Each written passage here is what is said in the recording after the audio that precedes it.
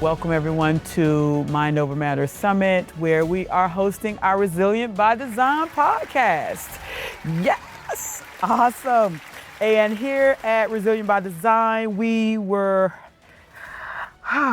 it's like, Go ahead. it's just been a day. It's been a day. And I'm happy that for everyone that came and showed up today, because everyone needed this. They did. And here at this, for our podcast, we show up where we stop treating people like the weakest link of the system. And today shows how we treat our people. Yep. One thing I will say, after the first remarks from sessions 2 and 3, what was going through it kind of reinvigorated the idea, especially from the episode 1 that we did, that resilience really does matter. Oh, yes. It's so important. And so the purpose of this podcast, it brings it all back, including being a part of the summit for it. So bridging that gap between the burnout and the breaches to lead human. Yes. And right now we are all finding ways to thrive in an age of disruption. And we focus on resilience, not because it's trendy, not because it's on social media, it's because it's the right thing to do. And it is so needed as we move forward with so much going on in the world right now. And so we're looking at how AI is reshaping industries. We see how burnout is becoming a badge of honor for some, and we're trying to help people navigate out of that. And with that, we look at how people are going through so much with the disruption, especially with careers right now. Yes. And people are pivoting at this time. And so super excited about being here today. Before we talk about how to navigate change, I want us to start with what people are experiencing right now. I think it's a perfect time, based on that, to introduce our special guest. Yeah. Sorry. Okay. Career coach extraordinaire, amazing friend, Crystal is here. Please. Before we go into it, can you talk a little bit about, career coach, how you came to it, and what is that calling for you? We spoke a little bit earlier about the purpose. What was that purpose for you, from coming from where we came from, consulting, into this being your calling? Yes. So before I get into that, I definitely want to say thank you all for having me on your platform. I'm just so elated to be here and to be your first guest. I mean, it's needed right now. Yes. So, hi, everybody. My name is Crystal Williams. Again, I am the CEO of the U Brand Academy, which is my career coaching consulting firm, which I've been running now for about 10 years next year. Awesome. Yes, I'm so excited about it. I've helped hundreds of people transition from careers, go from career confusion to career clarity. Oh. And so it's so needed in this time, especially in this economy. Job searching can be absolutely crazy. I'm just going to put it out there. It can be. But with me on your side, it doesn't have to be. Right. Oh, Glad I got you. Right. Glad I got you. But let me tell the people how I even got here, because like Alexis alluded to, her and I worked together at one of the top consulting firms. And I was just like, this is not the be all end all for me. I enjoyed what I was doing as a IT audit consultant and doing IT auditing and in the government and all those things. I enjoyed it. So I was happy with what I was doing, but I knew there was more for me. Okay, so I was literally called out of corporate and to do the professional development industry. And so with that, there were some things I had to go through, some challenges of the pivoting, right? The pivot. And so I fell in love with really coaching up people that we would literally sit in rooms with in our network and talk to and be like, you know you can't do that. You know you can't talk like that. You know you got to navigate a certain way within this industry. Including myself. Yes, but you can't lose yourself in the midst of it. And I Yes. think that's where my superpower came in. I was always authentic. I never wanted to lose myself. And so helping people understand how to navigate strategically through corporate is what I fell in love with. And I was just like, can I really do this as a job or as a profession? And so through research, through hiring a business coach, I started to understand that I could, right? And to get the confidence to do that, because it takes courage doing. Not even a little bit. And so be happy in a situation where you don't have to be happy all the time, but I mean, like, you have to find some happiness factor in what you're doing in your career journey. Yeah.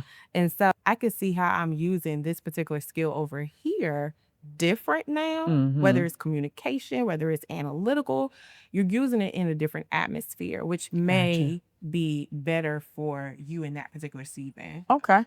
So it sounds like you're the right person because you pivoted from a career that you did not like. Well, or were just unhappy. I liked it. Okay, you liked it. Okay, you liked it. There was a higher calling for me. Okay, so that higher calling. Yes. So the higher calling is what pushed you to do something different. Okay, so that was your pivot. I had to go. Okay. So that actually brings us to our next segment. It's going to go right back to you, Crystal. Okay. So there's a example here that I just really want to share of just the road to resilience and what that actually means, right?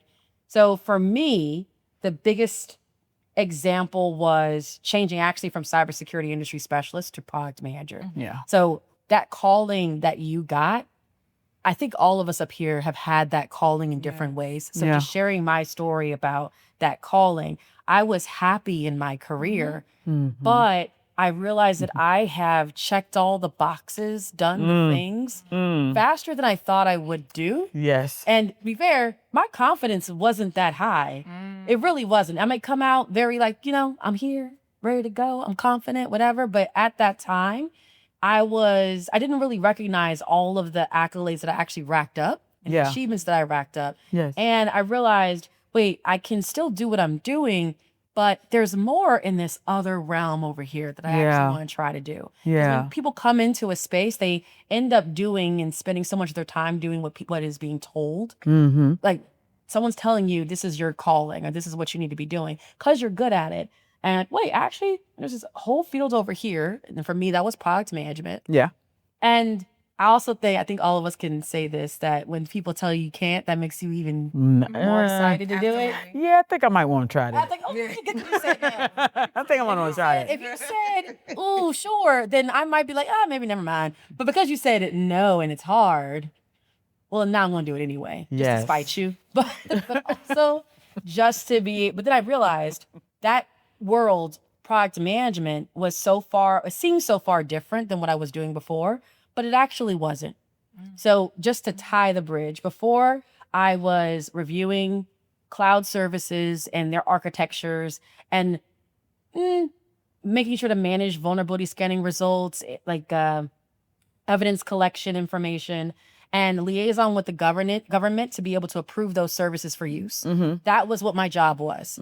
But in a weird way, over the years, it also became advising a lot of other cloud services of the features that would be more attractive to the government. Yeah. Then it was going into the big meetings with them and giving my credibility as someone that has either used these services or someone that has seen so many services go across the government's desk and be able to say, oh yeah, this is what the users would actually be thinking and would liking. That's the first step of product management, is working backwards from the customer. I didn't realize it then, but that's what it was. And then I noticed that a lot of the product managers are also working day to day with the engineering teams, and I wanted to get back to that. That was my early start of my career. So yeah, I pivoted to that. Gotcha. And now I'm probably keeping it very simple when it really was a long journey, like a 3-year journey. But it really was technically simple. It was getting all of the information and the evidence that showed that I was already doing it anyway. It was asking for the opportunities that was able to transition from just being a cybersecurity expert to a product manager, building up my portfolio, and then looking for the right group and the right leader to take a chance on me, even though so that meant 50 different no's, 50 different types of no's. Some of them are hell no's. But then meeting someone where that leader was like, actually, this other skill set you have is important for my organization, so I will give you product management based on that. You know, and that's a what you basically just said is that competency, number one, you're competent in that, right? Yeah. You had value add to the customer and to the manager. Yes. And awareness. The right people knew who you were, Yep. the value that you brought, and the competency. So that's my CIA framework: competency, individuality, and awareness. So that's what I use when I'm doing coaching with people that come to me. And so what you just talked to were all examples of competency, value, and awareness. And so, but trust. The biggest part for you, though, that you mentioned was the awareness. People knew, the right manager knew who you were. Exactly. Right? You can't pivot to another profession if don't nobody know you even exist. You can have all the best skills in the world, but they don't know you exist. How you gonna move? But you did. Thank you. And I think it also lends itself to where AI came into play. Mm-hmm. So for a lot of the product managers today, AI is a threat, but also an amazing, enabler for them. Mm-hmm. So when I say threat is when you're going into an industry that's new. For me, it was, I don't know what the day-to-day of this looks like, but with AI, I'm able to create a new day-to-day. Yes. And I actually feel like I'm thriving, not saying more, but I'm thriving in a space where other product managers that I talk to are feeling very uncertain because they've been doing their work a certain way for I don't know how long. And if you are new to it, it's even better because you don't have any playbook to go by. You can be able to use another playbook or honestly the world's playbook. I like that. I like that, the world's playbook, because of the way AI works. Exactly. But you also hit on another thing. There are people that are scared to pivot or use AI. Yes. Because they're so addicted to being in control and trying to stay in their safe space. And let's be clear, with AI, there is no safe space. Oh, there isn't. There's no safe space. So understanding, but like you said, you leverage AI to expand your role and do work more faster, and also close the gaps I had. That was the thing. So like in the whole journey, making that career pivot was so much better for me. One, because I learned a new skill set. Two, I was able to use AI to help me there. But three, it also was able to restore my confidence. And I feel like if I didn't have the right people around me, then I wouldn't have been confident to go there. So pivoting real quick too. Back to you, Crystal here. In this age where there are a lot of career pivots, everyone knows now in their mind, people are going to have 4 or 5 different careers before they end up retiring or choosing a different life. Are more people coming to you by choice or because change, like AI or honestly, reduction in force is what they call it, formally, really a layoff. Or people come to you by choice because they realize this is what they want to do and want to change, or because change found them first? I would have to say it's a mix of both. It's a very good mix of both because people have come because they've gotten laid off, fired, and that's the external forces, right? The internal forces is, oh my goodness, I don't like what I'm doing right now. Or I'm getting bored. More. Yeah. There's more out there for me. What should I do? I don't know. So that's where I come in, or that's where they acquire my services to help them go from that confusion or that ambiguity in their career journey to get the clarity. How many of people, sorry, I gotta ask a follow-up on that. How many people they got laid off or were let go, but they realized I didn't even like what I was doing anyway? Oh my goodness! I'm sorry. Why you throwing stones, Alexis? I wasn't even thinking about. Why you throwing stones, Alexis? I wasn't even talking about it. I didn't even look at you. I didn't even say no use. I didn't even do it. Through conversation, they have that aha moment, and I'm like, oh. So you weren't even supposed to be there. So now we can figure out where you're really supposed to be. Yes. Right. And so it's a divine pivot, which I like to call, because I'm like, ooh, Maybe the layoff was meant for you. Maybe you getting fired, let go, demoted, and all those things were meant for you. You know, I've had, I will say that I've had two major pivots in my career. And the first one was a divine pivot where I felt that there was something that I needed to do differently. That was when I left the government, left FEMA to go to Amazon. And so people tell me when I say, oh, I had to leave the government. Most people say, no one ever leaves the kind of jobs you've had. I've been, CISO and all the different things. And they're like, most people stay in those jobs till they die. I say, yeah, but I knew I had a higher purpose. And so I needed some slower pace. So I left FEMA to go to Amazon. And so people's like, slower pace at Amazon? Yes, because FEMA's 24/7 mission and Joint Staff's 24/7 mission were all missions about life. We had life-saving missions, life-changing missions. And so to get off the path to go from government to commercial and AWS, and now I have a slower pace. And because, again, I felt that I owed someone something different. And what I owed was the fact that I needed to do my book, Letters to My Brown Girls, for survivors of childhood sexual abuse. Then I owed the nonprofit. Yeah. The nonprofit came to me at 2015. Here we are in 2026 doing this awesome summit. If it were not for me doing that pivot, we would not be here right now. Yeah, That's true. I love that. Yeah. And so I love when you talk about, okay, the pivot, that was a choice, but then me being laid off at Amazon, that was a force. But when I did my classes with the elderly, the people said, I'm so glad you got laid off. It's like, I'm glad you got laid off. Because then, I'm telling you that, man, them people over 65, I love them to death because they hold no-cut cards. So super excited. I was just like excited to be there with them. But when I started realizing they hold no-cut cards, and he said, look, I'm just going to be honest with you. I'm glad you got laid off. So I get it. I understand. And so now here I am. I was forced, but it was the best thing for me. Yeah, yeah.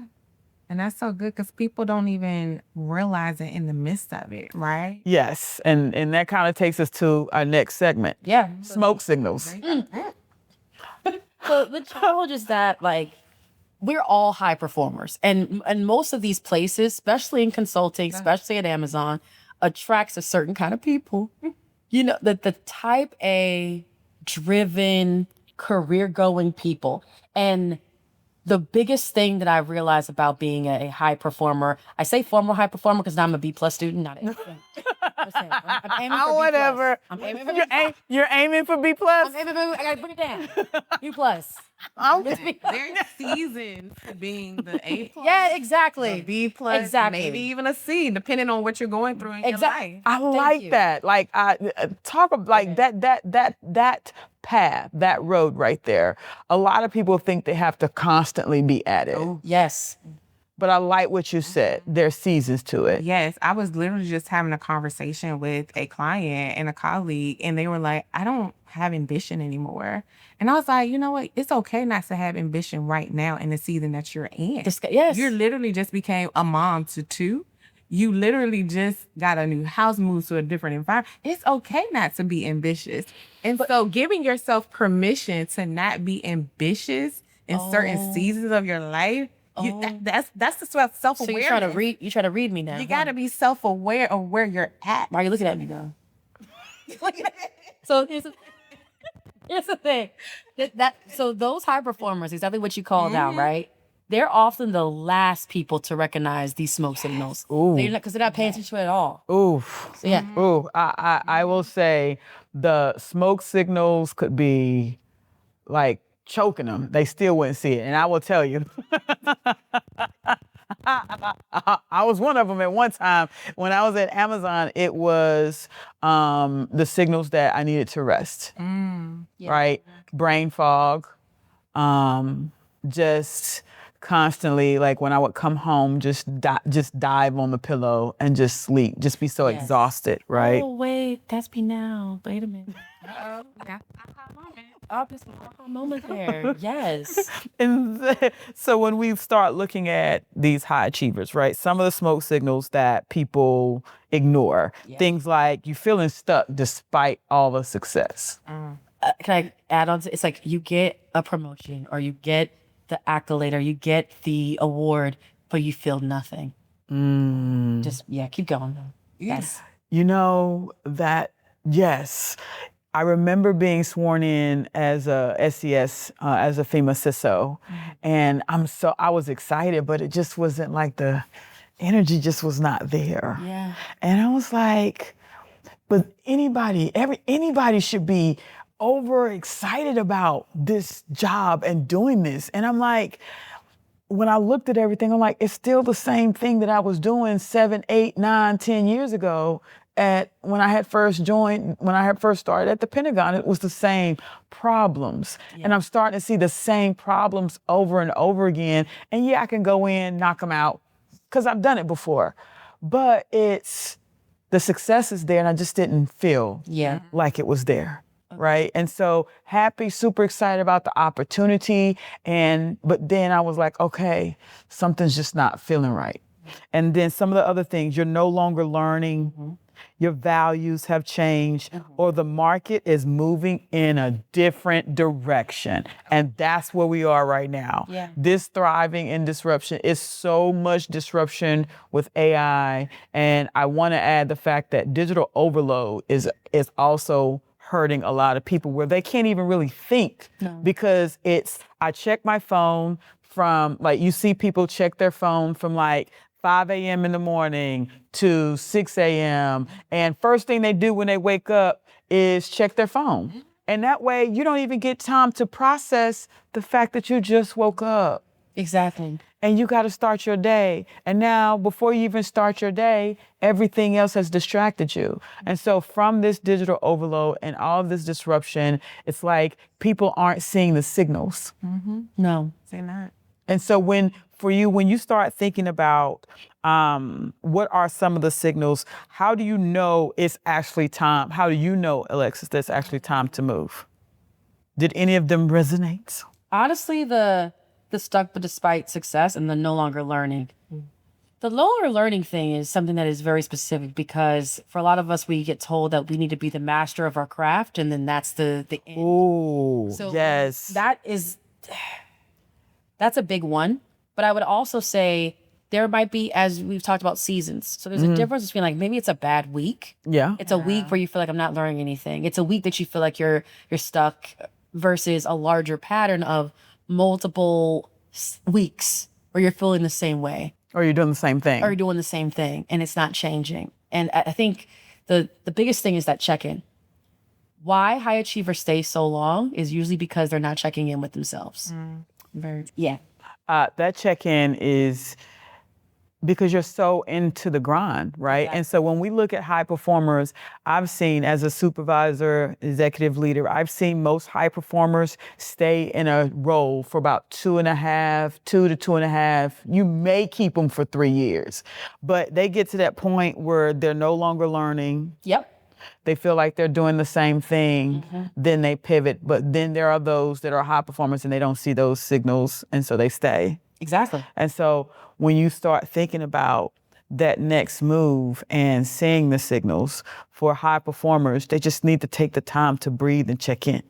That's basically what you're saying. It just kind of, I know that people may not be looking at the sessions that we did before, but the pelvic floor therapist was talking about it. I thought, could you bring that in, Cynthia, of like the fact that like the body. Yes. Yes. Earlier this. You're like, wait, what are we talking about? So earlier this morning we had a session on the body knows and understanding the stress, understanding how your body knows the stress and just the different things that your body do to hold stress. And me being a survivor of childhood sexual abuse, I held a lot of my stress in my pelvic floor. Now, the pelvic floor is that trampoline of muscles that holds all your internal organs in. But when you've been traumatized or when you're stressed, those muscles stay tightened and they become chronically tight. When muscles stay tight for so long, especially 20, 30 years, what starts happening when you get older in your 50s, your 50s and 60s, they start losing their strength. And then now you have bowel leakage, bladder leakage, different things like that. And so what they were talking about is how do you relieve the stress in your body so that before that chronic stress takes over, you can actually improve your health by relaxing your pelvic floor. We talked about pelvic floor therapists. Shout out to all the pelvic floor therapists. I've been through pelvic floor therapy, and when I tell you, it works because you have so much stress and trauma in that area. This is for veterans and trauma survivors. And because you have that stress there to relieve it, it makes so much of your whole body just learns how to relax. And it allows your circadian rhythm of your body for your bodies to start, your organs and stuff to start functioning again. And so we want to make sure that as you think about whether it's the pelvic floor or other areas that we hold stress in, like our chest, our shoulders, our neck, our jaws, our back, right? We want to make sure that we're doing all the right things to relieve that stress. And so for high performers, we constantly go without doing the check-in, and the check-in includes checking your neck and your back and understanding where your stress lives in your body so that you can target it and relax. And I'm not talking about like Friday night relaxation. I'm talking about like relax, like spa relax, like a whole week off relax, like that kind of relax. Like a recovery. Yes. Recovery relax. Yeah, because recovery is necessary. And you should give yourself permission to recover. And for those leaders that are out there, when your teams are going through these high stress moments, give them permission, give yourself permission to recover. Teach them how to relax, bring in some your EAP resources, or show them just different things that they can do to kind of help relax and come down off these major events, major projects, so that you can navigate so that they can come back healed and whole and be able to perform on the next day. Yeah. You want to say something? Go ahead. Yeah. So as you were talking about recovery, I just kept thinking about the definition of resilience. That's what it is. Yes. Like, you have to be resilient. bounce back. Yep. In order to bounce back, you got to do what? Recover. Look at recover. Hey, one more time. Recover. I said so bad. I was like, so I want to point to Crystal here, just like, what are those signs people ignore, fears that people come to you with that prevent them from doing that or anything regarding pivoting? Yes. The number one fear is the fear unknown. Ooh. They're just like, well, what if this? What if that? And I'm like, well, what if that? Right? What if that? It's okay. It is okay, because in order to embrace the unknown, you gotta step out, right? Yeah. You gotta take one foot in front of the other and go for it. That's courage. Courage. Exactly. Courage. Courage takes strength. It takes determination and endurance, right? Like, oh, no, the unknown. The unknown. Ooh. Another one is that fear of feeling of not being enough. Like, I am not enough for this. I don't even have what it takes. Like, Yeah. Well, why me? Why am I here? Why am I doing this? Mm-hmm. It's that fear that you're going to get found out. Like, are they? Right? And Does that go back to feel a fear of failure too? It's It like, does. oh, yeah. Oh, you're in my notes. I didn't read them. Yeah. Fear of failure. Yes, that is also a top tier fear. Gotcha. They're like, I don't want to fail. But what if you don't fail? Right? Let's just say it's a 50-50 chance that you fail or don't fail. Well, if you don't do it, you never won't know. Yeah. Exactly. Yeah. Oh, no. Yeah. And that's honestly where I have a lot of my conversations with my clients, because that in itself, that confusion. Yeah. And I take them from what? Confusion to clarity. Okay. Confusion to clarity. Another fear is the fear of rejection. They're like, well, what if people don't receive me the way I want to be received? Ooh, I got that when they was like, why are you out here starting your own cyber business? You're a Black woman. Ain't nobody checking for Black businesses these days. See? I'm still going to do it. Exactly. I'm still going to do it. They weren't checking back then either. What are we talking about? So what does that mean? Sorry, I'm mad for you. Go ahead. And the last but not least fear, it's a fear that a lot of people don't talk about, is the fear of success. Like, what if this does work out? Now I got some more responsibilities. Now I got people expecting more from me. Like, what if it does work out? Like, am I going to be enough? Look, that other fear, to handle it. Do I have the capacity to handle it? Right. And so those are a lot of fears. And what I tell them, I say, listen, the fact that you desire more, you already have the capacity to do it. You just have to put it in your mind to say, I can do this. Yes. I am built for this. I'm built for it. And when adversity happens, you laugh in the face of adversity. I just say, laugh at, ha, laugh, ha, ha, ha. Let's do it together. Laugh in the face of adversity. And that's actually what I write about in my book, Soul Ignition, which we'll talk about later. But those are some top tier fears that people deal with. So I think to land on this, to go to the next segment, which is going to all about resilient voices. We always have a resilient voices segment. Career pivots usually are not about escaping something. It's about moving towards something. And if you're talking about, oh, I'm doing this to escape from this, that's not going to be the right thing. It's just never going to be the right thing. So for you, Cynthia, what is the big challenge conversation that really brings out for this topic of this segment for you? What is the story for you? I would say my layoff. My layoff, it was expected but unexpected. And so because it was expected, when I say it was expected but unexpected, it was expected because I prepared for it. Like having that backup plan, right? Taking stock of who I am, taking stock of my skill set, and making sure that I knew who I was going to be outside of my job, outside of my function, right? I went from being an Army, I did 8 years Army cyber soldier. I was a soldier then. Pivot. I was 8 years a defense contractor. Pivot. Federal government for 8 years. Pivot. Like it's always, I've learned to pivot, but also making sure that I understood what were the skills I had. And so even being in the government, as a CISO at the Joint Staff, I would always tell my soldiers, as you get ready to pivot from being a soldier, do a long form resume to take stock of everything you've done, right? All your training, all your classes, all the jobs, the projects, because you can't remember all that stuff. Nope. And so you start out before you get laid off. That way, or before you leave the job. That way, when it happens, you have the resources that you need. You know how you can pivot. So that was the career aspect.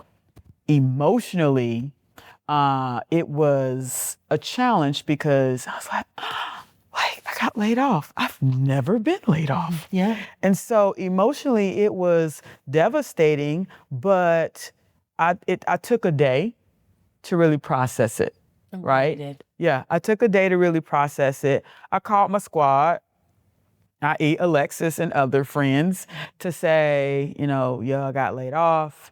And they were like, what? They don't know what they missing. They don't know what they've done. They let loose the lion. Oh, you got this. I mean, having that squad, because that's my money squad. I'm gonna be honest with you. That's the money squad. The money squad, my girls, they keep me focused so that when things do happen, they're like, hold on, let's take a step back. This is what you have. This is who you are. You are not your job. Exactly. This is who you are. And so sometimes we forget, especially as high performers, because how dare they lay me off? Exactly. Right? But you got to take that step back. And sometimes when you can't do it, your friends can. And that goes back to the saying where people say, show me your friends, I'll show you your future. Yeah. And your net worth is in your network. Those are all the key things that help you navigate when you're dealing with these pivots, when you have to pivot. I think the other thing is that people think layoffs get personal. Ooh. When, to be honest, it's like a lot of these companies are making choices that have nothing to do Nothing to do with you. And I think for high performers, we think that maybe there's something I could have done. I'm like, no, not really. Especially now. Not really at all whatsoever. Yeah, and I like how you say some people think it's personal. And I think that for some, like even for me, like, yeah, I was laid off. But the biggest part I think for emotionally is that it was hard because I cared about the mission. I cared about the company. I cared about what I was doing for my customers, especially as the U.S. public sector lead. I really cared. And so that was the part that hurt the most. Yeah. So now it's how do I help my customers in a different capacity? Right.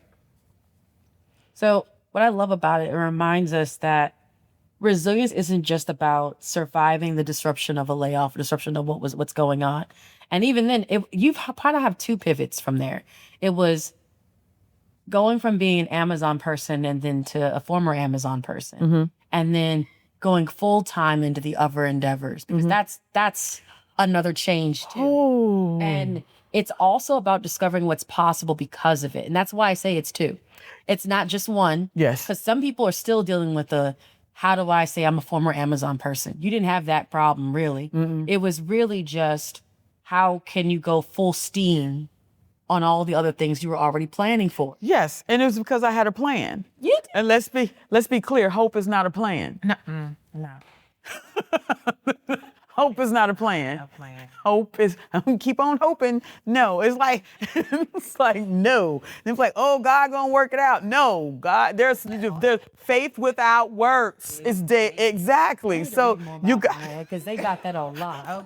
The whole day has been scripture after scripture that I'm just like, is that Deuteronomy? Where is that? Maria came at it was. First Philippians, is that? Maria had she had the songs, she had everything. Let me tell you. The back of the book. You missed it, Crystal. Maria had us in here about ready to go to church. We was all like, we don't even got to go no more because Maria don't preach the whole sermon. Oh. So shout out to Maria Stanfield. Yes, exactly. You're right. Hope alone isn't. And that's why people need the tools, like practical tools of what to do. Yeah. Or they need a roadmap. So, and then they need something they can do when they leave, literally this podcast today. When they hang up this, when they close it out on Spotify, when they close it out on YouTube, what can they do? So, Crystal, I want to move to this too. Inspiration of, I got to take a career pivot. I'm hoping you guys are all energized today to the implementation. Okay. First, before I do that, I want to piggyback on something that you said. That's a career coaching note. One thing you want to do is always keep a brag sheet. So if you keep a brag sheet, it's a sheet of all your accolades and everything. And that's exactly what you told people to do so that they can see, okay, this is what I've done. Yeah. Right? And then the next thing is identity. You talked about identity and how you should not identify with what your title is, what your job is, and all those things. Because when it is taken away suddenly, then who are you? And you got to sit with that. Right? Yes. Agreed. You got it. That part, a lot of people, I've seen many people not want to sit with themselves, so they don't know that. Yeah. But so I guess that's part of the implementation. That is. You have to sit with yourself. Absolutely. Awesome. And so let's go into some affirmations. Okay. About what can you do to sit with yourself? What happens when you sit with yourself? You got to affirm yourself, right? Yes. Affirm yourself. And so let's just say it together. I am more than a conqueror. I am more than a conqueror. Oh, girl. Oh, don't get me going back to church in 1997 with Kurt Franklin, girl. Oh, yes. Another thing you want to do is, I will practice my gifts. I will not miss my gifts. Yes, because we are all gifted in our own right. Cool. Right? We can use our gifts in work, personally, and all those things. Right? Yes. Okay. And another one, you want to always say, I believe I was made to win. I believe I was made to win. Come on. I'm going to own it. I know I was made to win. Let's be clear. I love it. Own it, Alexis. I was made to win. There we go. I was made to win. You was made to win. Made to win. Yeah. Going back to like the high achieving person, right? A high achieving person can have a characteristic of perfectionism. Ooh. So what we want to say when we are sitting with ourselves, we want to say, I will not let perfectionism get in the way of my productivity. I will not let perfectionism get in the way of my productivity. Yes, perfection is the enemy of progress. Yes. Okay. It's it. Oh, let me tell you, I learned that when I was working on my dissertation. It was like, Cynthia, you got to stop writing. Fair. I was like, you're trying to write like 3-4 books. No, No. get it done. Exactly. I have two more. Okay. The next one is, I will not allow anyone to define my definition of success for my life. I will not let anyone define my definition of success. For my life. For my life. Because you grow up thinking, I know for me it was like, oh, white picket fence, house, spouse, But it may not look kid. like that. But exactly, because I'm gonna be honest with you right now, with all these renovations I done had in my house, it looked like a condo. Or to be honest, their definition of success, they don't look happy with that. That too. You better make it for you. Yes, that Sorry, part. we keep breaking it up. Go ahead. Go ahead. Okay, it's okay. And because this podcast is entitled Resilience by Design, I want to end this affirmation section with this one. Resilience is a part of my DNA. Oh, resilience. It's a part of my everyday. Resilience is a part of my DNA and it's a part of my everyday. It is. Resilience is a part of my DNA and it's part of my everyday. I am the resilience transformer. I am going to rise and bounce back. I love that. Yes, ma'am. And if you will, I have a poem in my book entitled Resilience. Okay. It's really short. I want to read it really Look, she was supposed to be here. She was supposed to be here. Supposed to be here. Yes. I know. When she told me the name of the podcast, I said, this is so good. This is divine. Exactly. Okay. So, resilience. Resilience. Is it a part of me? Yes, resilience is a part of me. Resilience is a part of my DNA. It's a part of my everyday. It's a part of my molecular makeup that's got my soul saying, what's up?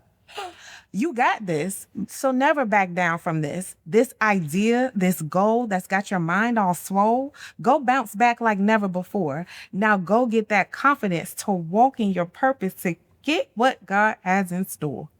Just give it a try. I'm not gonna lie. This road ain't easy. So trust and believe me. There will be moments when you won't want to comment on. But did you forget that resilience is a part of your DNA?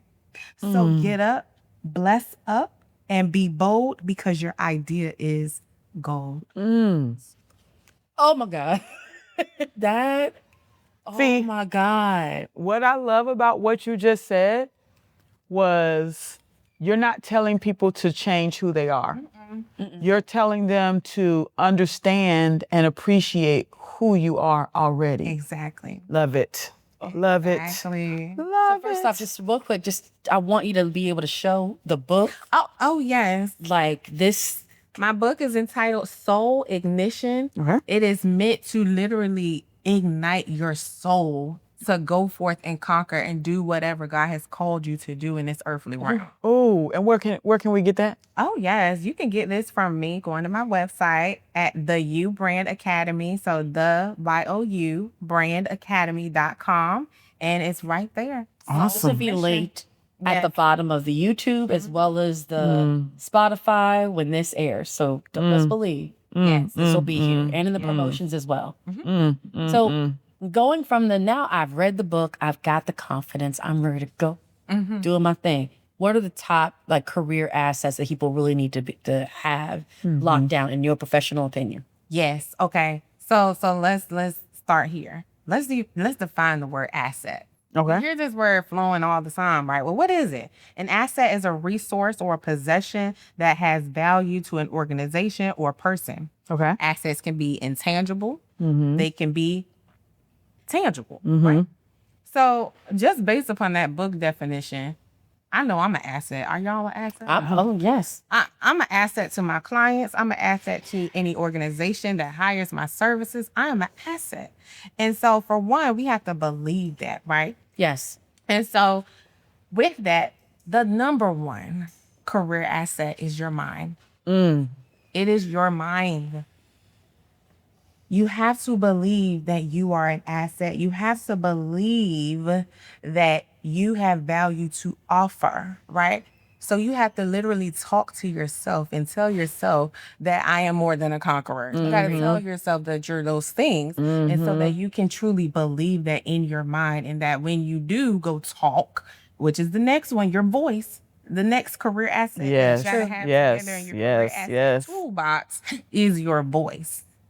Knowing. Get it up here first so you can speak it out. Right? Exactly. Up here, speak it out and speak it clearly, right? So people can understand that, oh, she means business. Oh, she means business. To piggyback on that, know how to speak and knowing when to speak. Agreed. Yeah. Because sometimes people run their mouth a little too much and they block opportunities for themselves. And so sometimes the best thing you can do is knowing when not to speak. Absolutely. I couldn't agree with that more.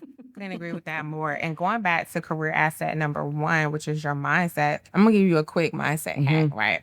So we have our phones all the time, right? Look, can I ask you, what did you name your phone? Oh. What do you My phone don't have a name. Oh, well. Okay, my phone has a name. Guess what? When you if you have that car or something, or even if you hook it up to a Bluetooth, the name of your phone pops up, right? So the name of my phone is Brilliant Mind. Oh. And it's always a reminder that I'm a brilliant mind. I like that. Mindset hack. Like, oh, girl, you forgot you was brilliant today? Boom. You see it when you hook up in the car. You see it when you hook up to this YouTube, not YouTube, but Bluetooth system. I like that. Mind has hooked up. Brilliant mind. I'm like, oh, girl, that's you. That's you. That's constant. Right? That's subconscious. Okay, I'm writing that down right now. Exactly. Girl, it's gonna be in the tips. It's gonna be. That's true. That's It's gonna be in the tips. Mindset hack. And so whatever you name your phone, just be intentional with it. Being intentional. Okay. Be intentional. So the next career asset is your resume. Yeah. Your resume is your brand on paper. It literally has a list of your accolades, where you've worked, and all those things, right? And so if that's not right, guess what? How are you able to job search effectively? How are you able to showcase your brand to people on paper effectively? Yeah. If that's not right. Yeah, that's the front face. So that's that's the public appearance that you have. Exactly. And so, and that's why I find a lot of people have trouble when they are job searching. Like, that asset is not right. So guess what? You're not getting the interviews. People aren't connecting with you because your asset is wrong. Yeah, It's gotcha. not speaking to who you are, right? And so the next asset is LinkedIn. That's the online version. Like, everybody can see this. This is where they see your face, what you look like, what you're all about, what you're done, who you're connected with. That's the biggest thing. That connection part. Like, I need to know who you connected to. Exactly. Because your reputation, you want your reputation to precede you, right? And a lot of times you can find that out on somebody's LinkedIn. I call it LinkedIn stalking. Oh. Like, okay, I am a stalker on LinkedIn. Let me tell If you. randomly connect with me, trust and believe I've checked your LinkedIn. Oh, if we connected, if we're connected, I physically met you. We've had a conversation that made me want to connect to you. Other than that, you a follower. I'm just saying. That's good. That's good. Because the one thing that I will tell people all the time is they'll look at LinkedIn. Yes, resume's real. LinkedIn is a great connection source, but it can also be fake. It is. So the problem Exactly. is you can't use LinkedIn to get the next interview or get your resume out there or do certain things. Then your network isn't actually working the way it should be. Yes. Or to be honest, maybe you're connecting at the same peer level. Oh. Which is another thing. Yes. A lot of people connecting with their friends there, and that's fine, but they can't get you anywhere. Yeah, because even when I came into Amazon, people were like, why aren't you a L8? Why aren't you a VP? And I'm like, well, my connection into Amazon was not an L8. My connection was a 7. Yeah. So I come in at you come in at the level of your connection, at the level of your network. That's true. Now, if you want to go and become a VP from somewhere, then you need to go meet some CEOs or whatever, but you're not going to meet them in the club. No. Oh no. You're not going to meet them at happy hour. That's true. Like, you have to meet them in places where they are, like art exhibits, community events, things like that you see a lot of CEOs, founders actually doing in their communities, or organizations that they pay like $350 a plate or more for. Yeah. Or the fact is, if you're trying to do a career pivot, not even or, it's an and. If you do a career pivot, if you don't have anyone in that field at all whatsoever in your LinkedIn that you're talking to, then you are going to miss all the opportunities. Yeah. You really don't know. So when I was transitioning to product manager, I was like, who do I know what's product management? Or let me start following product managers that are really good in their field so I can get my own tips on what to do. Yeah. So it's almost like if I you're love not it. surrounding yourself in the career that you're trying to go to, then you not really living in the space. You don't know. It's always if you're trying to get a shot at the chance versus you actively increasing the likelihood that you'll be selected into that kind of realm. Yeah. Absolutely. And I love something that you said too about how you go and meet and network with people at, the art gallery or in organizations where you have to pay into. But guess what? That's what assets is. You have to invest Yes. in yourself, Yes. which is an asset. Yes. You gotta invest in that. Bet on me all day. Exactly. Bet on yourself. Bet on yourself. Exactly. Bet on And so I yourself. encourage anybody, if you want to meet people out of your regular norm or circle, invest in a group. Yeah. To become a part and see what they're about. Yeah. And to see who you can potentially meet. Yeah. Exactly. Yeah. Which leads me, we already kind of talked about this, but the last career asset is the network, right? Agreed. It's your network. And so because of my network, that's why I'm here, okay? That is why I'm here. And I'm excited to have Alexis and now Dr. Cynthia a part of Yes. my network. Oh, let me tell you, Miss Kamala Thomas. Let's talk about it. Okay. Let's talk about Kamala Thomas right quick. So I met Kamala Thomas at work 2 years ago at a affinity event, a networking event. They asked the leaders to come down to the event and just kind of, motivate the younger staff, on teams. So it's like, okay, cool. I'm going to go down to do my part. And I met her. And so we just kicked it off, right? Didn't talk to her for months. She connected with me on LinkedIn. Hadn't talked to her. She connected with me on LinkedIn. So then I post on LinkedIn that I needed volunteers for a Commanders game. So she came and volunteered. And she volunteered, and next thing you know, she's at CBC meeting politicians. She's at the Commanders game meeting people. So I'm introducing her to all these people, and then introduced her to Alexis. So then she meets Alexis. Alexis then introduced her to her stepbrother, who told her to go apply for this job. Yep. Which she then called you because she just so happened was prepping you for this session. Yeah. And then you coached her and prepped her. Next thing you know, she got an interview, and then she get a second interview.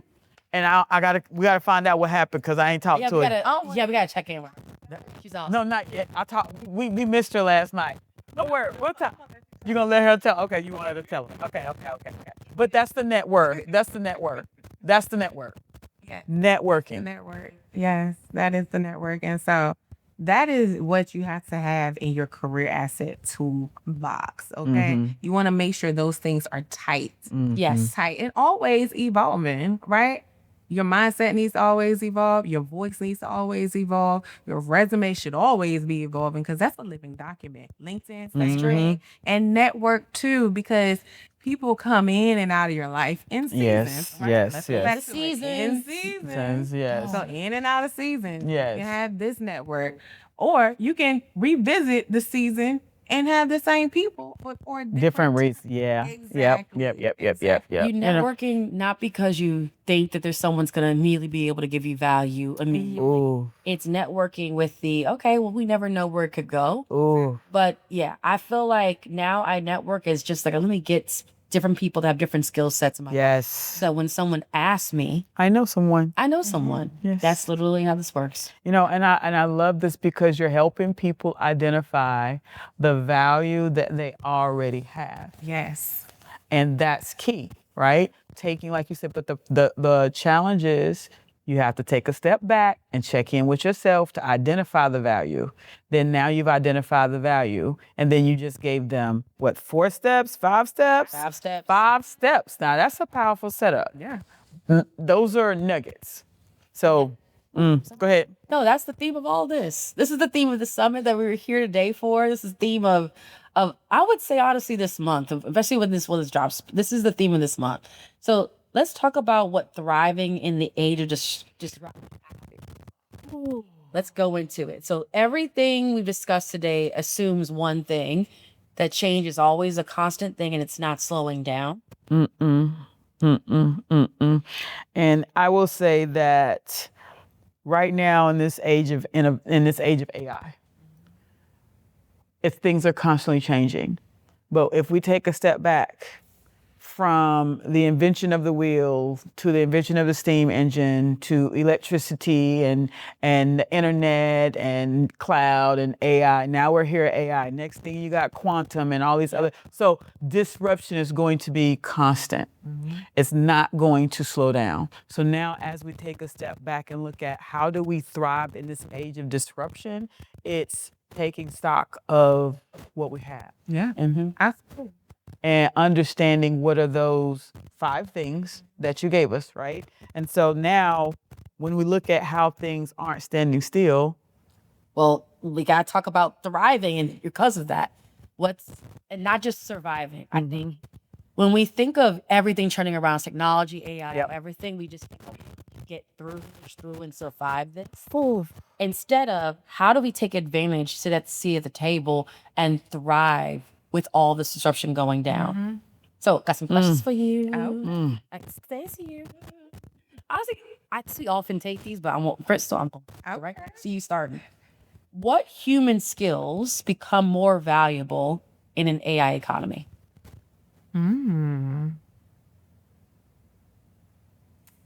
I would say the analytical thinking, the critical thinking, right? Okay.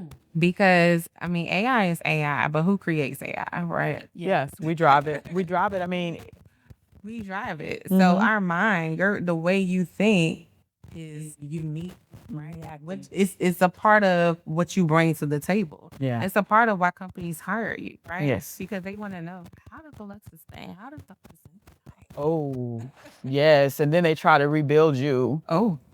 That's okay, because you can pay with something else. Exactly. We're not I in love an age it. where people will stay in the same company No. forever anyway. Yeah, No. true. It's not happening. true. So have you rewarded for that? Mm-hmm. So what gives people a competitive advantage that technology cannot replace? Oh. A competitive advantage that technology cannot replace. Their lived experiences. There you, man, yes. You bring that lived experience, because AI may give you a recommendation, but who knows it's going to work. Exactly. Lived experience. Can't live. It's not. Human. I would also add to that for the creativity. So what I've been, when I work in AI every day now, which is still weird to say, it's the truth, but it's weird. It can't navigate, even when like the Cloud 4.8 came out, even with like the latest technology, it can't navigate the thought process. It'll give you exactly what you're asking for, but it can't recommend more than what you kind of gave it. And so the creativity to come into it, you would say, this is what my prompt is going to be. This is what my prototype is going to look like. Yes, all of a sudden I don't have to worry about like how to create anymore. It's doing that. But someone to come to it and say, I need a prototype for this. I need to figure this out, and then I need to launch it. All that comes from him. All of that comes from exactly what you're talking about, the analytical mind. Yeah. It's like people are scared about it. I'm just like, it can replace me. I had to go off on my AI yesterday. I said, I didn't tell you to do that. Exactly. I told you to do something different. I named like her Sasha. I told her Sasha style. I named my AI too. Her name is Victory. her name is Diva. Deliver us. Let me tell you, my executive assistant, I was like, Eva, I didn't tell you to do that. Why'd you, like, really? Did she say sorry? I'm sorry, boss. Oh my God. She called me boss, her and Stan. Stan, my other AI tool. Oh my Stan's like, hey, boss, I'm sorry. I didn't mean to post that. I was like, I told you not to send that. And then you put it out there with incorrect grammar, wasn't properly capitalized. Why did you send that? I didn't tell you to send that. See? I will pause on all actions, boss. Thank you. I will let you know when you can resume. Let me tell you, you don't let, honey, AI ain't gonna run me. I'm gonna run AI. Thank you. Thank you. But what should young professionals be investing in right now in this age that we're in? Learning AI tools and how to use them effectively and not let it use them. Yes, not let it use them. I love it. I love it. I love it. I would also say like history, just because most of what AI is learning is things that have already happened before. Yes. So it's that Yes. you know the why. Yes. And then to have that like questioning mindset, not just trust it, but like Ooh. challenge. Yes. it, 'cause I Not think- just trusting I it. think what everyone talks about AI slop, and it's like they're blaming the AI for the slop, not the human that allowed the AI slop to happen. Because it's like, what do you mean AI slop? I prompt the mess out of it and it doesn't do anything past this point until I say it's there. So when you're saying AI slop, it's like, it's because the people made the AI slop. Garbage in, garbage out. Exactly. Is it what it is? And then what should experienced professionals stop worrying about? That AI is truly going to replace them. It can to a certain extent. Well, I think that it replaces the old tricks. Where you had a lot of one-trick ponies, right? And I remember being in the government and I had a team of IT professionals and I told them that they need to go to training and said, why? I said, how do you not know what cloud is? You're in IT. Yes. So they got into the job and they got stale. Their IT training got old. So my advice to them is learn a new skill because technology is now, like how often does AI reinvent itself now on every 23 to 38 days at this point, right? And so that means that you need to be learning a new skill or learn how to control and manage the AI. Yeah. And so when you do that, now you can continue, you can stay up to what is going on or be aware of the skills that's needed for this current job market because companies are going to start hiring based on the results that you can produce based off of AI. Agreed. And I think it's fast to the point where maybe 4 months ago, you could go into an AI, create an agent, it's doing its thing. And you would have to declare that you want a sub-agent. The next version, you don't have to declare a sub-agent. It now knows that I need to do a sub-agent task. Like that's the speed that we're getting to. But you're absolutely right. It's the same thing where people don't necessarily want to change their ways or learn a new skill. And that was the same situation that happened when cloud came. Yep. Same situation when .com came. Yep. Same situation when digitization of documents and things Everything, changed. yes. It was same thing when I was dealing with getting people that were doing that were accountants that work with like manual ledgers and converting them over to like a system where their GLs were there. It's the same conversation. I think people forgetting that. Like it's the same conversation. Yes. And they have to remember what happened to you back then. Did you get left behind? Did you have to go do training? What happened? Yeah. Did you lose your job? Were you so stubborn that you eventually just gave in? But this goes back to career asset number 1, which is what? Your mind. Yes, it's the You ego. always have a forever learner mindset, meaning, it's something new out there. Let me try to figure out what this is. Exactly. Yes. Right. Rapid fire round. I know we going long because we having too much fun. Okay. We've covered disruption. Yes. We've talked about reinvention and we've explored resilience and thrive. You did a lot. Yes. Okay. Yeah. Now let's make it practical with like a rapid fire round of this. Okay. Rapid fire. Rapid fire. Rapid fire. For everyone listening, we want to leave you with some key actionable steps. And so things that you can do immediately Today. Yes. Oh. Okay. So what's one thing someone should do this week if they're considering a pivot? What is one skill that everyone can take right now? Right now. Okay. One thing I think everybody should do is take inventory of their skills. Okay. Sorry. Take inventory The of their resume, like that kind of like, not the resume. The resume, branding. the branding, assets, all the Yes, assets. the career assets. Yes. So what you can do, you can pull from your resume to take inventory of your skills. Because what you're going to do is take a list of 3 to 5 accolades or things that you have achieved, right? Yeah. It's like reverse engineering. And then you deconstruct the actions you took within those accolades. Like, what did I do? How did I get from here to here to achieve this? Right? Exactly. And so in the midst of that, there's skills that you use. Maybe there's organization, maybe there's analytical communication, some interpersonal skills in there, some collaboration all up in there. Okay. And then you extract and label those skills. Okay. Meaning translate those actions into the professional skills I just named, right? Yeah. And so those are now your skills that you have and that you can communicate strategically to others. And sometimes those skills are transferable skills if you're trying to pivot. Yes. Right? Well, I would say that focusing on right now, because of so much change, learning how to be resilient and understanding that resilience is not for a selected group of people. It's not for a few people. Resilience at this point is a life skill. Yes. You have to learn how to pivot. And learning how to pivot means understanding that what you have, what are your key assets, and pivoting without losing yourself. Yeah, exactly. I think that's the biggest skill for me, is learning resilience. I would also say buy her book. The reason why I say that is because I bought it years ago. Yeah. And it's those affirmations. The second release. Oh, it's these affirmations. I think the problem that people have is, yes, they might know to do their skills, so they need to lay it out. They need to know that they have to do resilience, but start today with changing the mindset. Whatever that, I forgot from the morning, it was like this, the inward and the outward. It was like the outward, or the outward language you say is like, oh, I can't, or can't do this, or I can't do that, or whatever. Or, and the staying is that, it's more comfortable staying where I'm at. Recognize right now that the things, the excuses that you're using to stay where you're at are literally designed to work against you. So if you recognize that today, then your mindset automatically should change to something that's moving forward. And that will honestly help you act. It will help you to do the list. It will help you to seek out what you need to do to be resilient.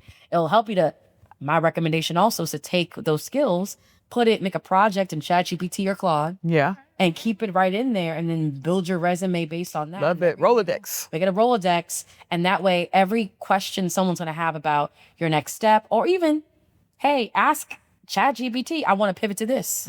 Oh, I love you to that. Yeah. And you already have your list of skills already laid in there. Yes, I love it. I love it. And so with that, so at this point with that and with the book, make sure you get the book. Yes, on the website. Give it to us again. The U brand, so the YOU brandacademy.com. Awesome. And so with that, Crystal, we want to thank you so much for coming out and supporting the Mind Over Matter Summit, supporting the Resilience by Design podcast. We appreciate you. Alexis, you have any additional thoughts? I will just say that career pivots can be very scary. They can. This is what this is about. It's like today's conversation is re-envision isn't reserved for a select few. We know this. They are often where growth happens when you have to pivot. So this is not you got to pivot because you got to pivot. It's you got to pivot because it's going to be for you. It's going to be for you or done to you, and then you have to respond. Exactly. So you ain't got no choice. So understanding that. And so thank you again so much for coming by. We appreciate you.